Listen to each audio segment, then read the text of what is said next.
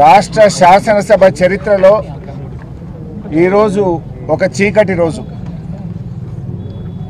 Congress party ఈరోజు పట్టపగలు ప్రజాస్వామ్యం యొక్క గొంతు కోసింది.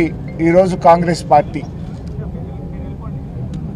శాసనసభ బయట ప్రశ్నిస్తే కేసులు, అక్రమ అరెస్టులు, శాసనసభలో ప్రజల పక్షాన ప్రశ్నిస్తే గొంతు నొక్కడము, సస్పెన్షన్లు. ఇది ప్రజాపాలన, ఇది కాంగ్రెస్ మార్కు ప్రజాపాలన. ఇలా జగదీష్ రెడ్డి గారు ఏమడిగారు? ఈ ప్రభుత్వ వైఫల్యాలను ఎత్తి చూపారు. గవర్నర్ గారి ప్రసంగంలో తప్పులను ఎత్తి చూపే ప్రయత్నం చేశారు. మధ్యలో కాంగ్రెస్ పార్టీ మంత్రులు, విప్పులు అడ్డుకునే ప్రయత్నం చేస్తే, అధ్యక్ష మా అందరికీ మీరు పెద్దవారు, మీరు మా హక్కులు కాపాడాలి, మా హక్కులు కాపాడండి అని ప్రశ్నించిన పాపానికి ఇవాళ జగదీష్ రెడ్డి గారిని మొత్తం సెషన్కు సస్పెండ్ చేశారు. అంటే శాసనసభ అనేటువంటిది ఇవాళ ఉన్నది ఎందుకు?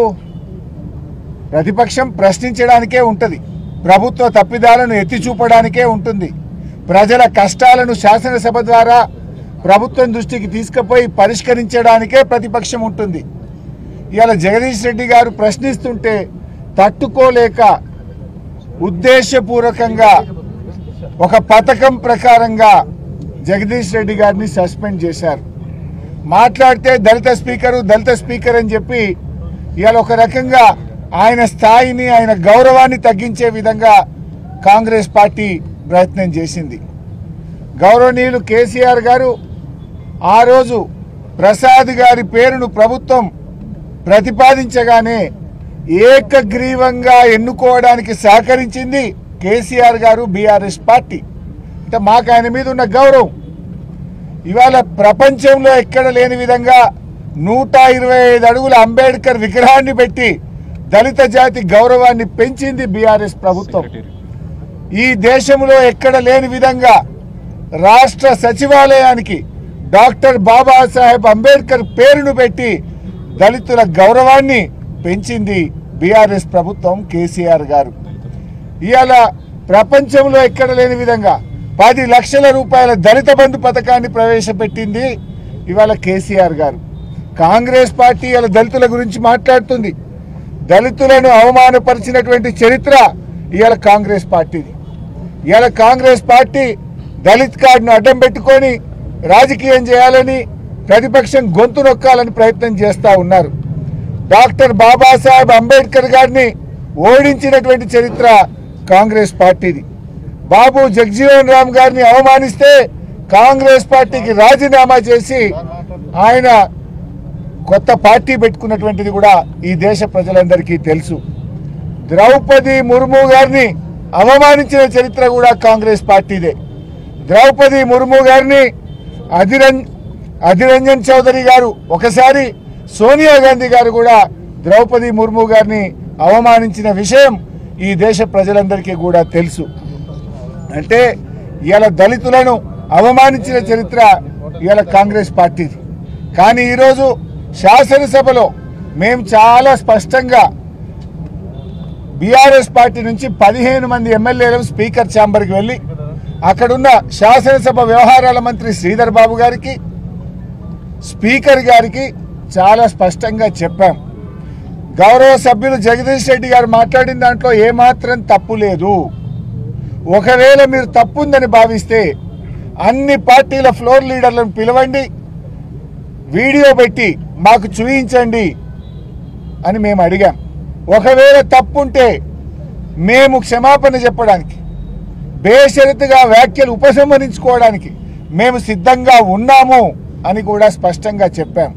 ఎందుకు చెప్పాం? మేము సభ జరగాలి. రాష్ట్రంలో రైతులు కష్టాల్లో ఉన్నారు, పంటలు ఎండిపోతా ఉన్నాయి, రైతులు ఆత్మహత్యలు చేసుకుంటున్నారు, విద్యార్థులు ఫీజు రియంబర్స్మెంట్ రాక ఇబ్బంది పడుతున్నారు, ఉద్యోగులు పెన్షన్దారులు ఇబ్బంది పడుతూ ఉన్నారు, అన్ని వర్గాల ప్రజలు కష్టాల్లో ఉన్నారు. ప్రజా సమస్యలపై చర్చ జరగాలని మేమే ఒక అడుగు ముందుకు వేసి చాలా స్పష్టంగా చెప్పాం. నిజానికి జగదీష్ రెడ్డి గారి వ్యాఖ్యల్లో తప్పే లేదు. ఆయన ఎక్కడ కూడా అన్పార్లమెంటరీ లాంగ్వేజ్ ఉపయోగించలేదు. అయినా కూడా పెద్ద మనసుతో సభ జరగాలి, ప్రజా సమస్యల మీద చర్చ జరగాలి, శాసనసభలో మరి అన్ని విషయాలు కూడా ప్రస్తావించాలనే ఉద్దేశంతో మేము స్పీకర్ గారిని, ఎల్ఏ మినిస్టర్ గారిని కలిసి చెప్పాం. మరి చెప్పినప్పుడు మాకు అవకాశం ఇవ్వాలి కదా. నిజంగా ఉరి తీసేటప్పుడు కూడా నీ చివరి కోరిక ఏందని అడుగుతారు.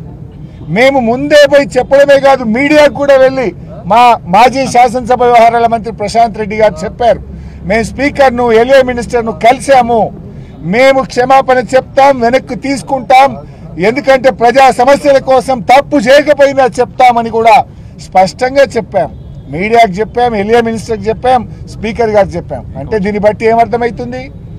పథకం ప్రకారంగా ముందే మీరందరూ కూడా అనుకొని బీఆర్ఎస్ పార్టీకి అవకాశం ఇవ్వకుండా, జగదీష్ రెడ్డి గారికి అవకాశం ఇవ్వకుండా, ఒక కుట్రతో బీఆర్ఎస్ గొంతు నొక్కాలని, బీఆర్ఎస్ ప్రశ్నిస్తే, బీఆర్ఎస్ సభలో ఉంటే వాళ్ళ తప్పిదాలన్నీ బయటకు వస్తాయని ఉద్దేశపూర్వకంగా ఇవాళ జగదీష్ రెడ్డి గారిని సస్పెండ్ చేశారు. ఇవాళ ఆ సభలో వారు ఒక విషయాన్ని ప్రస్తావించారు. కౌలన్ షెట్గర్ పుస్తకంని తీసి సభలో మాట్లాడారు. వాళ్ళు చేసిన ఆరోపణ ఏంది? ఏకవచనం వాడారు అన్నారు. నిజానికి మా జగదీష్ అన్న ఏకవచనం వాడలే, మీ అన్నాడు తప్ప నువ్వు అనలే, నీ అనలే, మీ అన్నారు. మీరు మీకే కాదు, ఈ సభ అందరికీ ఆయన పెద్ద మనిషి, స్పీకరు, సభ అందరికీ పెద్దవాడు, అందరి గురించి మాట్లాడాలని చెప్పే ప్రయత్నం చేశారు తప్ప ఏకవచనం వాడనే లేదు. బట్ అయినా కూడా కౌలన్ షెట్గర్ పుస్తకంలో చాలా స్పష్టంగా చెప్పింది ఏంటంటే, there is no specific rule in the constitution or Kaulan Shedgar that bans the word you. అంటే ఏకవచనం వాడని కాన్స్టిట్యూషన్ లో కానీ, కౌలన్ షెట్గర్ ఏదైతే మనం పార్లమెంట్ లో, శాసనసభల్లో ప్రామాణికంగా తీసుకునే పుస్తకంలో ఎక్కడ కూడా ఆ పదాన్ని బ్యాన్ చేయలేదు అని చాలా స్పష్టంగా చెప్పారు. మేము ఏకవచనం వాడనే లేదు. ఒకవేళ మీరు ఆరోపిస్తున్నట్టు వాడినా దాని ప్రకారంగా కూడా అది కరెక్ట్ కాదు అని చెప్పి చాలా స్పష్టంగా ఇందులో చెప్పబడ్డది. అంటే ఇవాళ మీరు ప్రతిపక్షం యొక్క హక్కులు కాలరాసే విధంగా మీరు ప్రయత్నం చేస్తున్నారు. అంటే ప్రశ్నించడమే తప్పు. బయట ప్రశ్నిస్తే కేసులు, అరెస్టులు, శాసనసభలో ప్రశ్నిస్తే గొంతు నొక్కుడు, సస్పెన్షన్లు. ఇదేనా మీ ప్రజాపాలన? రాహుల్ గాంధీ గారు మీరు చెప్పే రాజ్యాంగ పరిరక్షణ ఇదేనా? నేను రాహుల్ గాంధీ గారిని అడుగుతా ఉన్నా. ఈ రాష్ట్రానికి ఇన్ఛార్జిగా వచ్చిన మీనాక్షి నటరాజన్ గారు ఏమన్నారు? ప్రశ్నించడం, ధర్నాలు చేయడం, నిరసించడం ఇది ప్రజాస్వామ్య హక్కు అన్నారు. ఇవాళ మేము అడిగింది, మా జగదీష్ అన్న ఏమడిగిండు? పంటలు ఎండుతున్నాయని, గవర్నర్ చేత తప్పులు చెప్పించారని, ప్రజలు కష్టాలు పడుతున్నారని, ఇదే కదా మేము చెప్పింది. అంటే ఒక అప్రకటిత ఎమర్జెన్సీని తలపించేలాగా ఇవాళ ఈ రాష్ట్రంలో కాంగ్రెస్ పాలన ఉంది. ప్రశ్నించే వారిని పగబట్టే విధంగా ఈ రోజు కాంగ్రెస్ పాలన ఉంది. ఈ ప్రభుత్వం ఏకపక్షంగా వ్యవహరిస్తూ ప్రతిపక్షాల యొక్క హక్కులు కాలరాస్తుంది, ప్రతిపక్షం యొక్క గొంతు నొక్కే ప్రయత్నం చేస్తూ ఉంది. ఇదంతా డైరెక్షన్ అంతా రేవంత్ రెడ్డి, యాక్షన్ అంతా శ్రీధర్ బాబు. చాలా స్పష్టంగా కనబడ్డది. పావు గంట కోసం సభను వాయిదా వేసి ఢిల్లీలో ఉన్న రేవంత్ రెడ్డితో మాట్లాడి ఆయన ఆదేశాల మేరకు ఇవాళ జగదీష్ రెడ్డి గారిని సస్పెండ్ చేసేటువంటి ప్రయత్నం చేశారు. నేను అడుగుతా ఉన్నా, ఇదెక్కడి పద్ధతి? ఇవాళ మీరు అంబేద్కర్ దగ్గర పోయి నిరసన చెప్పుదామంటే దానికి కూడా తాళం వేసి పెట్టిండ్రు. ఇక మీకేదో దళితుల మీద గౌరవం ఉందని నటిస్తున్నారు. ప్రపంచంలో ఎక్కడ లేని విధంగా కేసీఆర్ గారు ఇంత పెద్ద విగ్రహం కట్టిస్తే ఆ అంబేద్కర్ కు నివాళులు అర్పించడానికి, ఆ అంబేద్కర్ కు దగ్గరికి వచ్చి చూడడానికి వచ్చే వాళ్ళకు చూడకుండా అంబేద్కర్ ను ఇవాళ బందీ చేసే ప్రయత్నం చేసిండ్రు. రేవంత్ రెడ్డి గారు కనీసం ఇంత పెద్ద అంబేద్కర్ విగ్రహం కడితే ఒక్కనాడు వచ్చి మీరు పూలదండేసినారా? ఇంకా మీరు దళిత జాతి మీద గౌరవం ఉన్నట్టు, మీకేదో ప్రేమ ఉన్నట్టు దాన్ని అడ్డం పెట్టుకొని ఇవాళ మా జగదీష్ రెడ్డి గారిని సస్పెండ్ చేసే ప్రయత్నం చేసినారు. ఇవాళ అదేవిధంగా ఉత్తమ్ కుమార్ రెడ్డి గారు కానీ సభలో మాట్లాడిన కాంగ్రెస్ పార్టీ సభ్యులు పూర్తిగా సభను తప్పుదో పట్టించే ప్రయత్నం చేశారు. సభా సాంప్రదాయాలను తుగిలొక్కారు. సభలో ఎప్పుడైనా ఇలాంటి పరిస్థితి వస్తే ఫ్లోర్ లీడర్స్ అభిప్రాయం తీసుకుంటారు, స్పీకర్ ఛాంబర్కి పిలిచి మాట్లాడతారు. ఆ సభ్యుడికి అవకాశం ఇవ్వాలని కూడా రూల్స్ బుక్ చెప్తుంది.